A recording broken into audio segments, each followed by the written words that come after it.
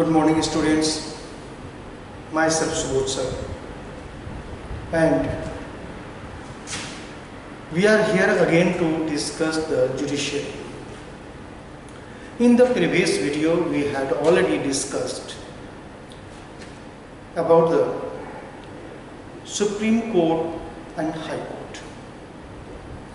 Today in this video we are going to discuss about the structure of court system in the country and then independence of judiciary.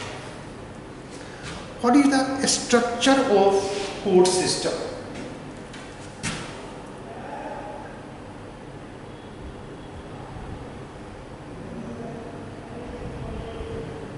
A structure of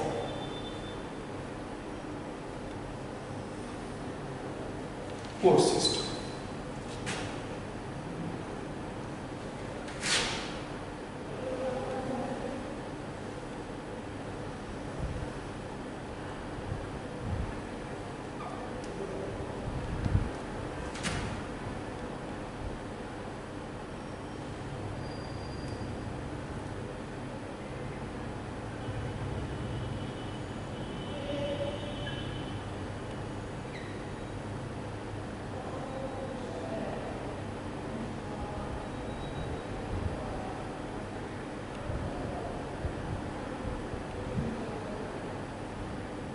Subordinate. At the lowest level, it is the subordinate court. Then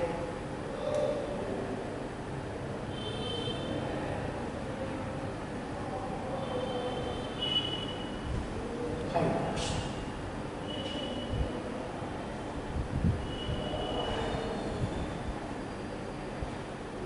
Supreme Court. If we divide the hierarchy of the court system, then we do find that the Supreme Court is the apex court in the country. It means it is the highest court. We have already discussed about the Supreme Court, but we will discuss today also again. Then the High Court and then the Subordinate Court. Subordinate Court, we can say it is the district courts. And district courts, it has been divided into two parts. One is the civil court.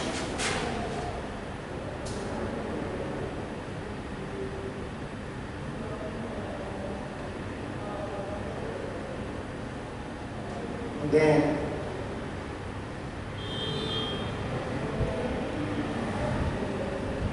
session court.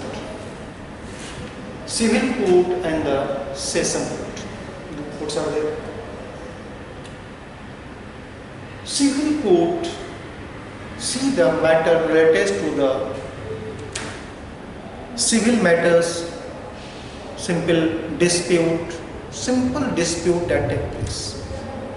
But in session court, the matter related to the murder is there, theft is there, all the things that goes into the session court. Civil court is headed by the district judge.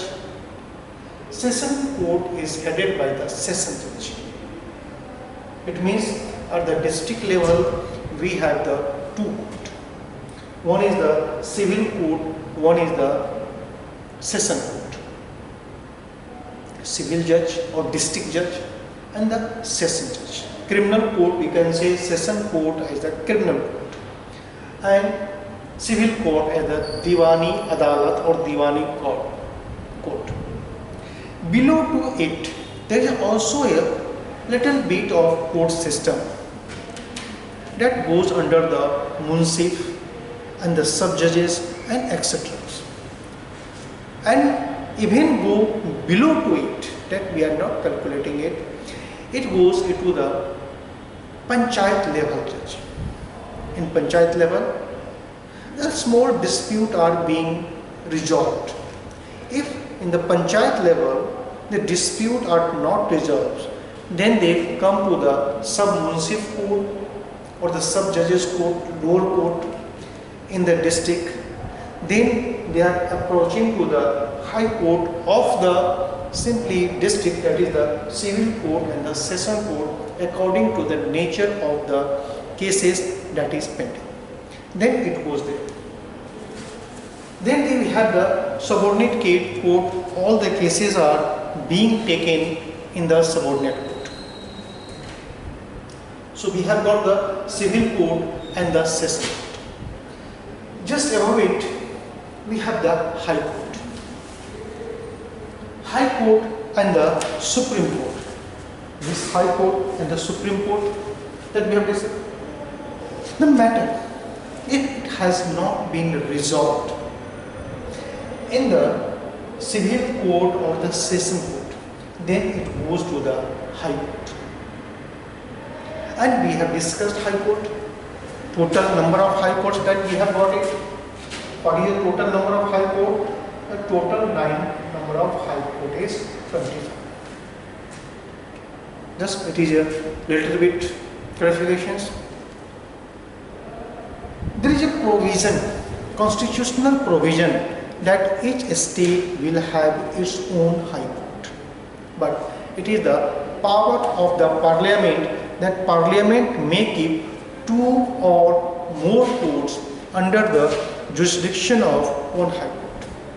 That's why out of these states, the few states, 4 states are there which do not have its own High Court, like the Arunachal Pradesh, Nagaland, Mizoram, and if we come to the western part, it is the Goa, which do not have its own High Court. These are attached to the surrounding the state High Court that has been attached. Civil court we have got it, session court we have got it. These are called the subordinate court. After these courts, these cases goes to the High Court. And as far as the High Court is concerned, we have gone through it. That which cases may directly go to the High Court and which cases may not go to the High Court. Directly High Court. If the decision against the civil cases may go, means it is liable for appeal in the High Court. In the session court, if the session judge has given the punishment of 7 years, or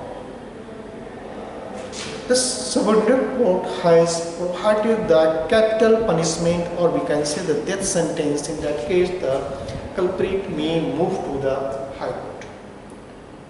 High Court has its own jurisdiction. They supervise the subordinate courts. Just above the subordinate court, it is the High Court. That means each state has the jurisdiction to supervise all the courts into it. Then High Court and Supreme Court. This criteria shows, this simply shows that it would take time, because we know it. When the cases goes into the court, both the lawyers, one that is the defense lawyers who is going to defend the culprit, another one is the lawyers, that is the government lawyers. The conflict goes on and decisions are not being taken in one hearings. It may goes in the many hearings. Then they also move to the High Court, then the Supreme Court. So it is take a very long time. Sometimes it happens that for a simple cases, the time has become so long that we can say that justice has been delayed.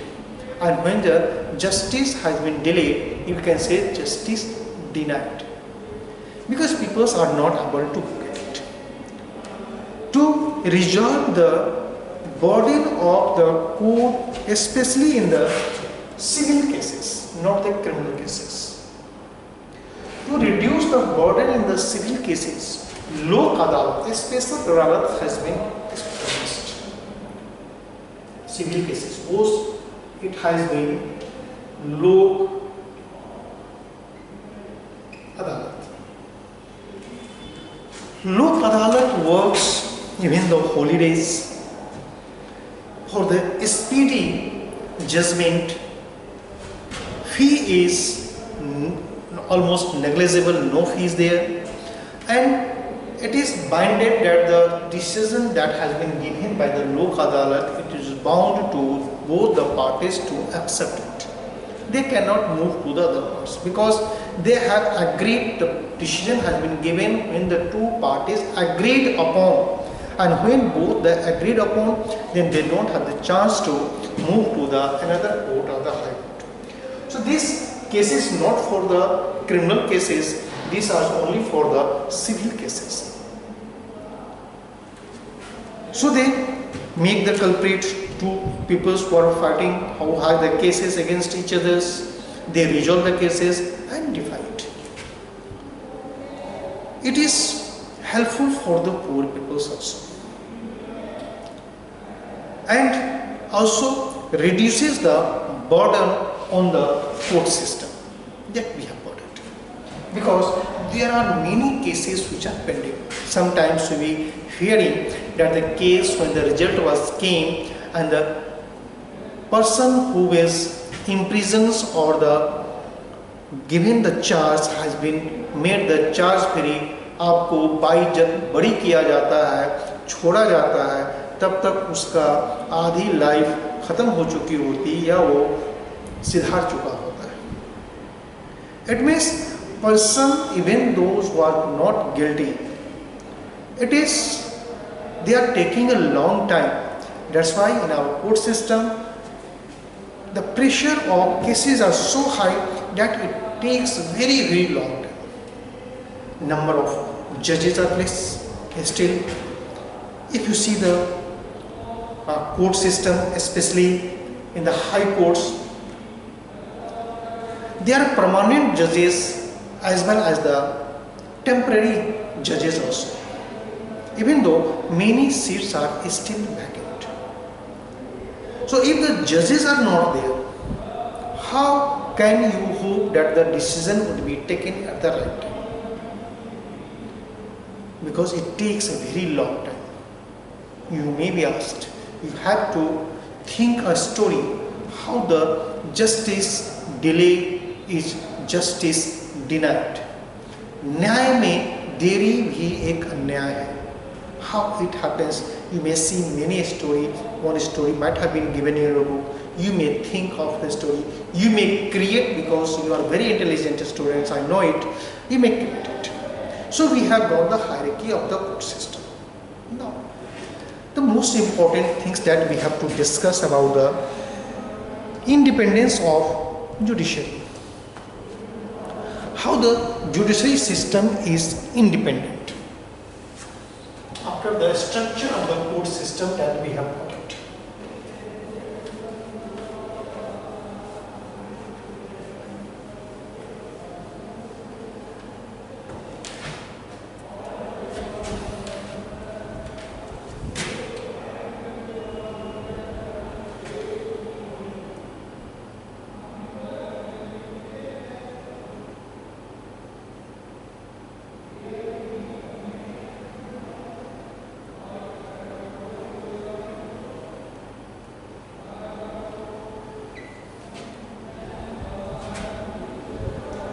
Independence of judiciary. We know that government has the three organs. Which is the three organs? The three organs of the government are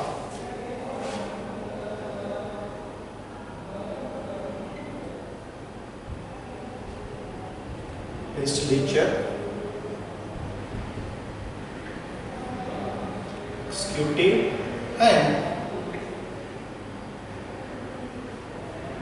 judiciary. You might have been remembering who are the legislature. Elected representatives are called the legislature. Executive consists of minister. It means executive is the part of legislature. So these are among the one legislatures means government. If they say it, then it can be confining government plus opposition, and this is the government. Government plus opposition is legislatures, and executive is the government.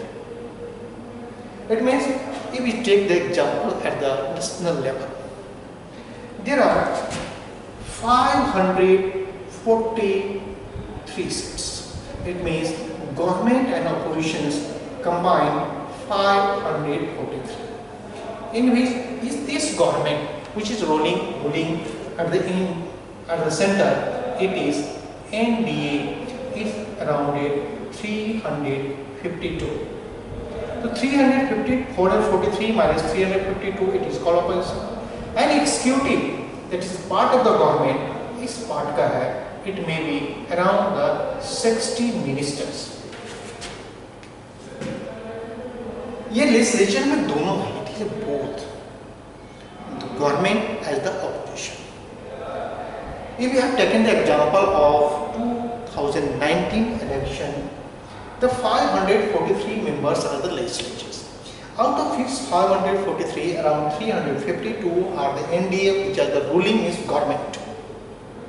These are the legislatures, elected representative. Rest is the opposition. तो ये 543 क्या हो गया? Legislature हो गया. इसमें से जो गवर्नमेंट कितनी की है? तो 352 की है. जो बाकी बची है वो क्या है? वो आपका पोजीशन है. ये जो 342 गवर्नमेंट है, of this one, the 60 around 60 are the ministers, that is called Council of Ministers. So we have got the legislative and executive. Judiciary is the court system. It has been separated from these two Article 50 of the Indian Constitution. Article 50 of the Indian Constitution separate judiciary from legislative and the executive. So one, we have got the idea what this situation is there. Now, few things. Now try to understand it. President is the head of executive.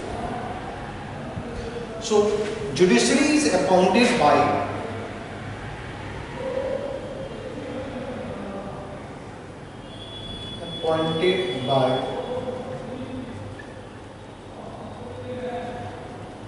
President of India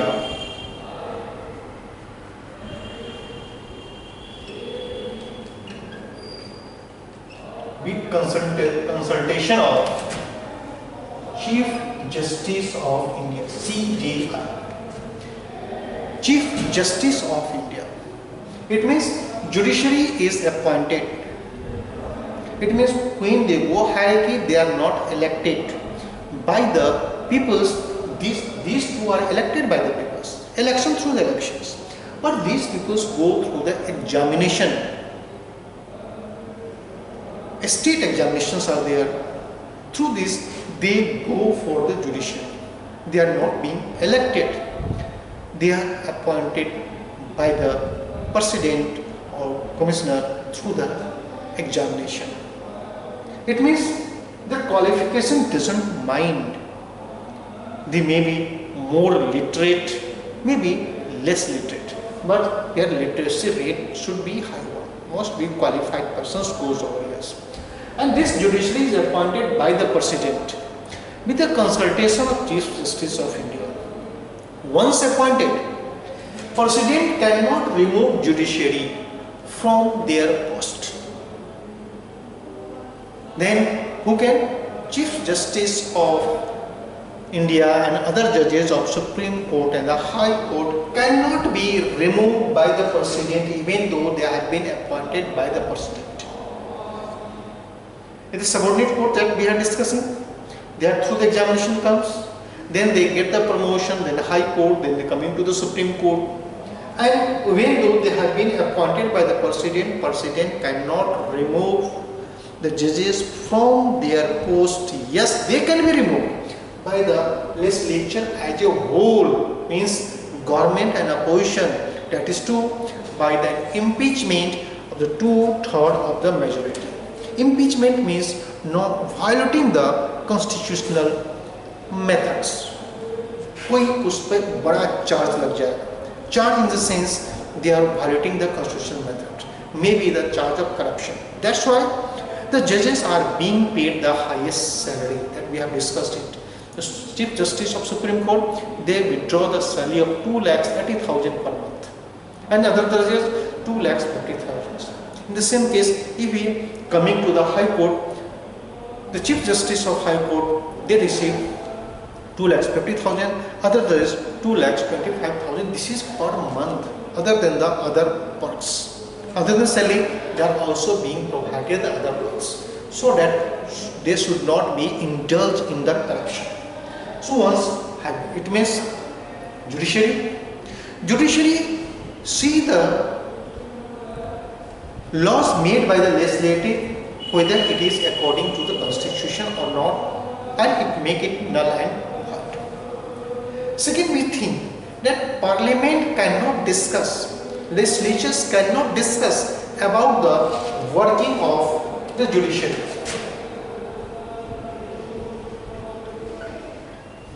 Working of cannot be discussed by this legislative and executive. Once appointed, judiciary once appointed, their salary and perks cannot be changed during their tenures.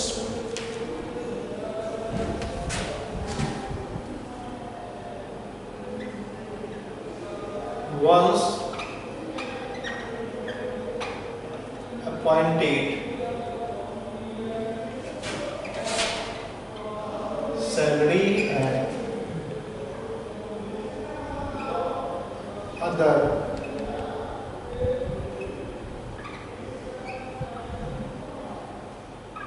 cannot be changed. Neither it can be decreased nor increased, it remains. They cannot be removed. Removal is the tough things because they require the 2/3 majority and the impeachment. In the High Court, the Supreme Court, we are not finding any cases that has happened where the judges have been removed. Parliament cannot discuss about the working of judiciary. They have to bind the working of the judiciary. It means judiciary says they are free from the influence of the legislative and executive. During the election, all the government machineries works under the judicial election commissions. It is being given order by the judiciary. If any case of the violation of the fundamental rights, it goes to the judiciary. It means judiciary plays a very important role.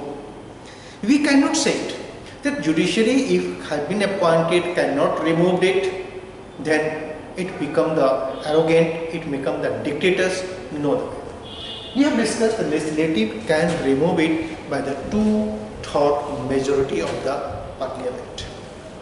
So we have got about all the structures, about the court system. Then we have got the common working or features of the court system as a whole. Then we have discussed about the Supreme Court. Then in the same way, we have also discussed about the working of the Supreme Court. Then we have discussed about the High Court. Then we have discussed about the subordinate courts. Then we have discussed about the Lok Adalat also, that is important. Then we have discussed about the structure of the court system. That is the same things we have given at the top. It is the Supreme Court. Then it is come the High Court. At the lower, it is the subordinate courts. Then we are discussing about the independence of judiciary, how the judiciary is independent. And we have also discussed that it takes a long time, so you have to make a story of yourself by seeing the conditions, seeing the story in your book. How justice delayed is justice denied. I do hope you have understood it. Go through it. Thank you.